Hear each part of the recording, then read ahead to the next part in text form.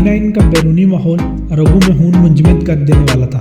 हर जानब बर्फ़ बर्फ़ और हर तरफ ठंड ही ठंड थी, और यही ठंडियानी का तुर्रा इम्तियाज़ भी था। वो असल हिल स्टेशन से भी 11 किलोमीटर कूजा गली के एक गेस्ट हाउस में थे, मगर यहाँ भी मौसम की शिद्दत में कोई कमी या नरमी महसूस नहीं हो रही थी। दर्जा हरारत -12 सेल्सियस के आसपास था। वो लोग मरीना इन के कमरे में बड़े सुकून से लेटे हुए थे। जानदार हीटर की बदौलत ये एहसास नापैद हो गया था कि गेस्ट हाउस के बाहर किस कड़ाके की सर्दी पड़ रही है।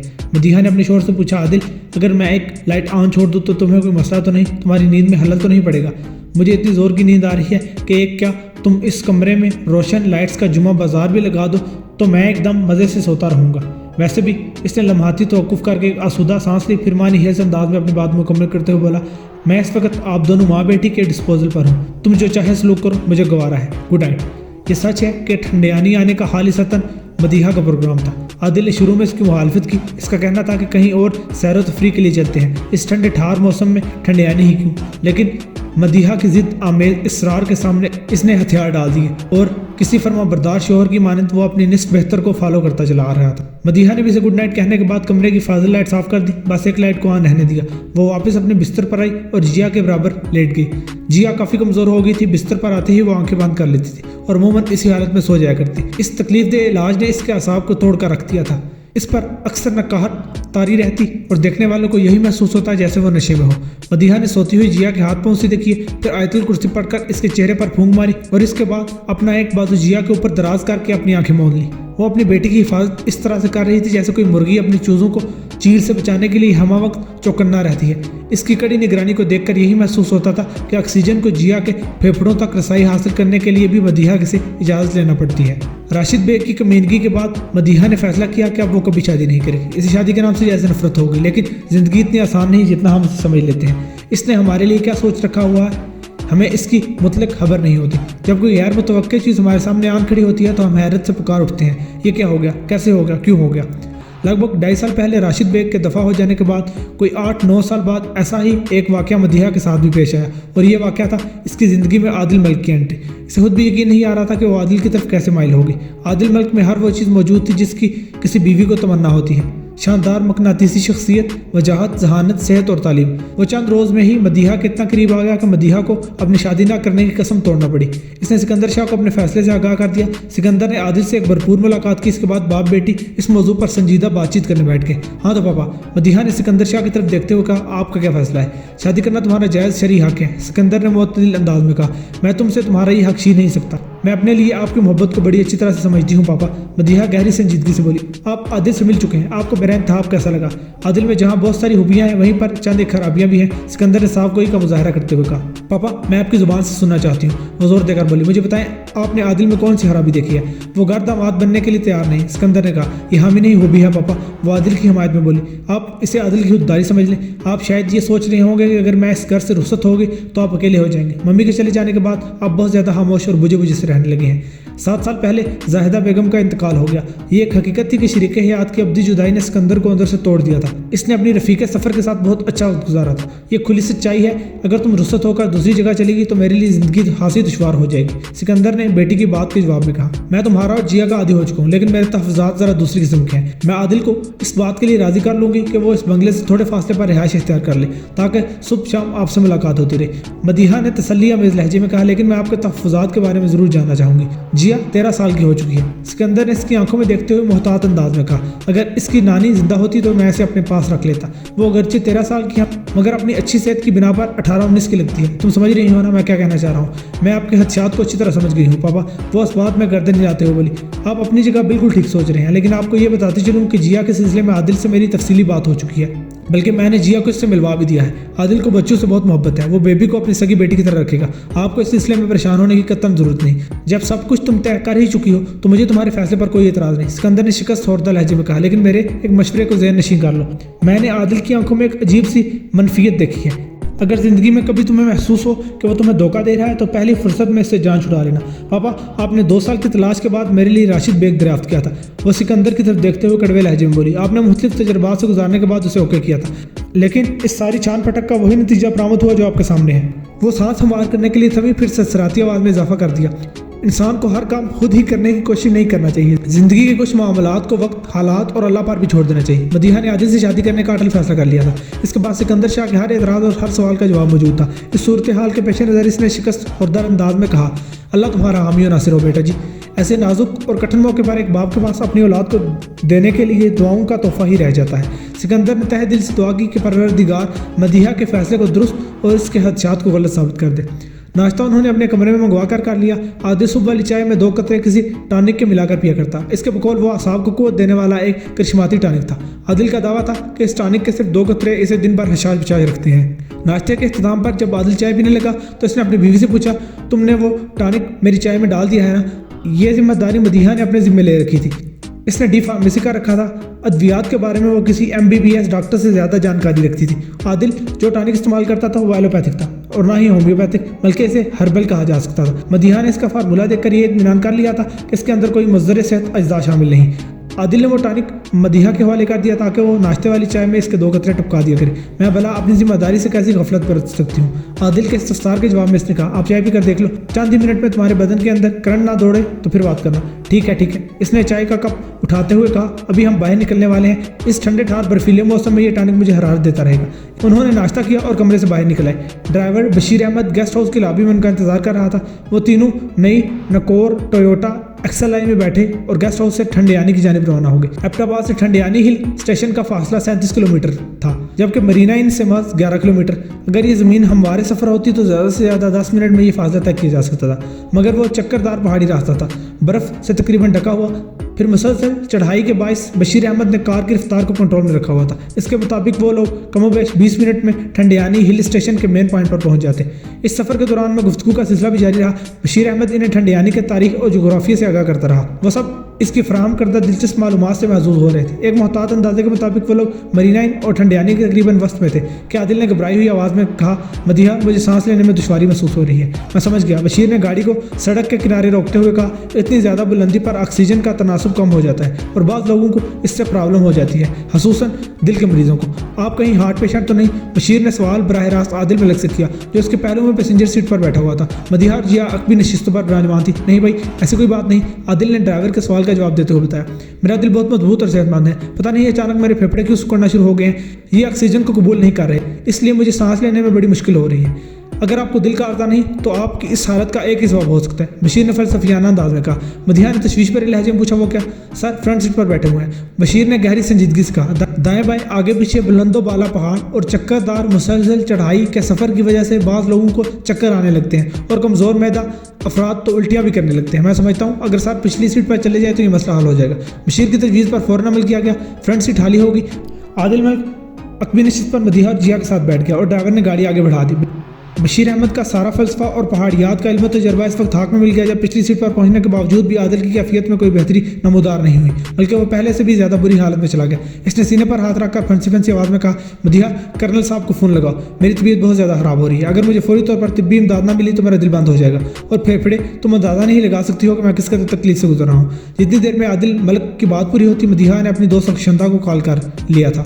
राब्ता होने पर मदीहा ने रुखशंदा को आदिल की तेज़ी से बिगड़ती हुई हालत के बारे में बताया। इत्तफाक से इस वक्त कर्नल जमशेद खान घर में मौजूद था। रुखशंदा ने फ़ोन कर्नल को थमा दिया। जमशेद ने सिचुएशन को कंट्रोल करते हुए 2 टोक अंदाज में कहा, भाभी, ठंडियानी या इसके गिरदोनवा में ऐसा जदीद मेडिकल सेंटर नहीं जो इस इमरजेंसी को हैंडल कर सके। मुझे यकीन है ज़्यादा बुलंदी की तरफ जाते हुए मलिक साहब ऑक्सीजन की कमी के बायस ऐसी कैफियत में मुब्तला हो गए हैं। आप लोग फिल 4 एबटाबाद आ जाए, बाकी सब मैं संभालूंगा, परेशान होने की जरूरत नहीं, इंशाल्लाह सब ठीक हो जाएगा। शुक्रिया जमशेद भाई, मदीहा ने गम में डूबी हुई तशक्कुराना आवाज़ में कहा।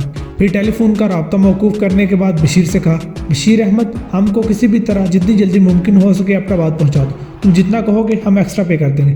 बशीर अहमद ने गहरी संजीदगी में सर को उस बाती जुम्बश दी, फिर गाड़ी को यूटर्न देकर वापसी का सफ़र शुरू कर दिया। आदिल मलिक से मदीहा की शादी को 1.25 साल ही गुजरा था कि इससे गहरे दिली सदमे से गुजरना पड़ा। सिकंदर शाह अपने हाल के हकीकत से जा मिला। मदीहा की वालिदा जाहिदा बेगम के इंतकाल को कई साल बीत चुके थे। सिकंदर की मौत ने इसे सही मानों में यतीम कर दिया था। आदिल मलिक के असूल और मदीहा की ख्वाहिश के तालमेल पर उन्होंने मदीहा के मेके के इंतहाई नज़दीक एक बंगला किराए पर ले लिया था। इस तरह आदिल की असूली जिद भी पूरी हो गई थी और मदीहा को अपने बाप का और सिकंदर शाह को अपनी बेटी का कुर्ब हासिल हो गया। सिकंदर के इंतकाल के बाद वो लोग वापस इसी बंगले में आ गए जहाँ मदीहा पैदा हुई थी। इसका बचपन खेला था और पढ़ लिख कर जवान हुई थी। इस बंगले में मदीहा ने खूबसूरत बेटी जिया को भी जन्म दिया था। जहाँ इसकी आबाई रिहायशगाह के साथ अनगिनत खुशगवार यादें जुड़ी हुई थी, वहीं पर मदीहा ने कई एक सदमे भी झेले थे, जैसा कि राशिद का दगा दे जाना, इसके नाम के साथ मुतलका का मनहूस लेबल चस्पा हो जाना और इसकी मम्मी जाहिदा बेगम का दागे मुफारकत दे जाना और अब पापा की जुदाई। इनमें से कोई भी सदमा अपनी शिद्दत और जहरनाकी के हवाले से मामूली नहीं था, लेकिन मदीहा के सानो गुमान में भी नहीं था कि दोबारा अपने आबाई आने के बाद इसे ऐसे ही सुहाने रूह अजियत से गुजरना पड़ेगा जो गुज़श्ता तमाम सदमात पर बाड़ी बढ़ जाएगी। एक माह पहले जिया ने खुदकुशी कर डाली थी। मदीहा ने प्यार, मोहब्बत, तवज्जो, तालीम, ऐशो आराम, अलगर्ज, इस दुनिया की हर नेमत अपनी बेटी पर निछावर कर दी थी। ऐसी सहूलियात के साथ ठाठ की ज़िंदगी गुजारने वाली कोई जवान और ख़ूबसूरत लड़की अगर अपनी जान लेने की कोशिश करे तो सुनने वाले का जहन मुख्तलिफ नौइयत के ख्यालात का माजगा बन जाता है, जिनमें से हर एक ख्याल अपनी संगीनी और खतरनाकी में दूसरे से बढ़कर होता है। जिया ने खुद को ख़त्म करने के लिए ख्वाब और गोलियों की पूरी बोतल अपने मादे में उतार ली थी। वह दोपहर का वक्त था। आदिल मलिक और मदीहा घर में मौजूद नहीं थे। आदिल एक कारोबारी ट्रिप पर दुबई गया हुआ था। इसकी वापसी 3-4 रोज़ बाद थी और मदीहा हस्बे मामूल अपनी फैक्ट्री में थी। ये एक इत्तेफाक था या फिर जिया की खुशनसीबी कि मदीहा को किसी ज़रूरी काम के लिए घर आना पड़ा और जिया की पूरी सरार खतरनाक और मानी हेज बेहोशी इसकी पकड़ में आ गई। बेड साइड टेबल पर स्लीपिंग पिल्स की खाली बोतल देखकर मदीहा पलक चिपकने में ही मामले की तह तक पहुंच गई। अपनी जान लेने की कोशिश करना काबिल दखल अंदाजी पुलिस फेल है, ये बात मदीहा अच्छी तरह जानती थी। वो फिल 4 जिया को गाड़ी में डालकर अपने एक दोस्त डॉक्टर के प्राइवेट अस्पताल है। अगर वो किसी और अस्पताल का रुख करती तो ये सीधा साधा पुलिस केस बन जाता। पुलिस की जेब भरकर मामला रफा दफा तो किया जा सकता था, लेकिन इस प्रोसेस में जो परेशानी, खुआरी और बदनामी होती मदीहा इसे बर्दाश्त नहीं कर सकती थी। डॉक्टर संदल कॉलेज के ज़माने में इसकी क्लास फेल हुआ करती थी। डॉक्टर संदल ने जिया को ऐसे ट्रीट किया जैसे ही इसके अपनी बेटी का मामला हो। पहली फुर्सत में जिया का माथा साफ किया। ड्रिप तो मुसलसल लगी हुई थी और इस पर ज़रूरत इंजेक्शन भी डाले जा रहे थे। डॉक्टर संदल की महारत और तजर्बे के तफैल कुछ ही देर बाद जिया को होश आ गया, लेकिन मदीहा इस वक्त तक इससे कोई सवाल नहीं किया जब तक जिया की जिस्मानी और जहनी कैफियत नॉर्मल ना हो गई हो। कमोबेश 10 बजे रात मदीहा इसके बेड के साथ कुर्सी डालकर बैठ गई। फिर इसका हाथ अपने हाथों में थाम कर बड़े दुलार से पूछा, बेबी इस इकदाम की नौबत क्यों आई? जवाब में जिया की आंखों ने सावन की जड़ी लगा दी। मेरी जान, मैं हकीकत जानना चाहती हूँ। वो जिया के हाथ को हल्के हल्के से दबाते हुए नरम लहजे में बोली, मैं तुम्हारे लिए पूरी दुनिया से टक्कर ले सकती हूँ। मुझे बताओ किस तुख ने तुम्हें ऐसा करने पर मजबूर किया? तुम्हारी ज़िंदगी में ऐसी कौन सी चीज़ की कमी थी? मैं सच्चाई तक पहुंचना चाहती हूँ, मुझसे कुछ नहीं छिपाओ। आप में हौसला है। जिया के होंठ कप कपाए। हकीकत जानिए और सच सुनिए। ये तुम किस किस्म की बातें कर रही हो जिया? मदीहा ने उलझन ज़दा लहजे में कहा, मुझसे ज़्यादा तुम्हारा हमदर्द और कौन हो सकता है? आपको तो अपनी फैक्ट्री और दूसरे शोहर ही से फुर्सत नहीं। जिया ने अजीब सी नज़र से मदीहा की तरफ देखा और तंज़ अंदाज में इजाफा करते हुए बोली, मुझ पर इस घर में जो कुछ भी बीत रही हो आपकी बला से। मदीहा के जहन में जैसे कोई एटमी धमाका हुआ। वो जिया का हाथ छोड़कर कमरे से बाहर आई।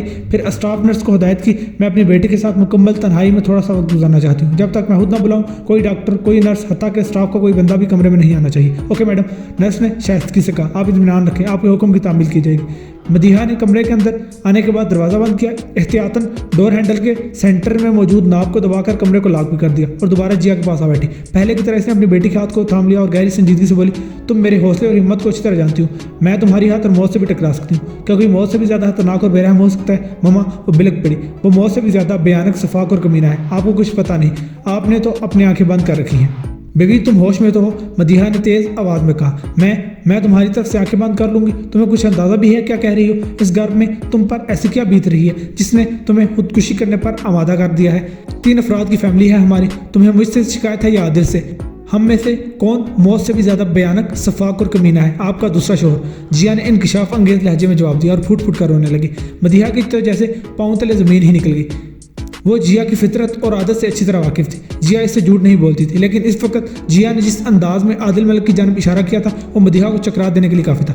मदीहा ने जिया के आंसू पूछे और हर किस्म की तसल्ली दिलासा दिलाकर इसे तहफ़्फ़ुज़ और राजदारी का कामिल यकीन दिलाने के बाद सरसराती हुई आवाज़ में इस्तफसार किया, बेबी मुझे खुलकर बताओ, आदिल ने तुम्हारे साथ ऐसा क्या किया है जो तुम खुद को ख़त्म करने जा रही हो? मैं सब कुछ सच सुनना चाहती हूँ। आइंदा 15 मिनट में जिया ने जो आप बीती सुनाई इसने मदीहा के होश उड़ा दिए।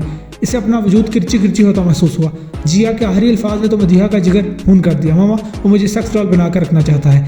मैं मजबूरी में डर कर एक हद तक इसके करीब गई हूँ, मगर वो इस हद से आगे गुजरने का ख्वाहिशमंद है। तुम्हारी मजबूरी और डर का सबब क्या है? मदीहा ने फनकार से मुशाबह आवाज़ में इस्तफसार किया। तुम एक हद तक क्यों उसके नज़दीक गई थी? मुझे तुमने बताया क्यों नहीं? वो एक शातिर, ब्लैकमेलर और ड्रग पेडलर है माँ, जिया ने झुरझुरी लेते हुए कहा। इसके पास मेरी और आपकी और यहाँ वीडियो क्लिप्स हैं।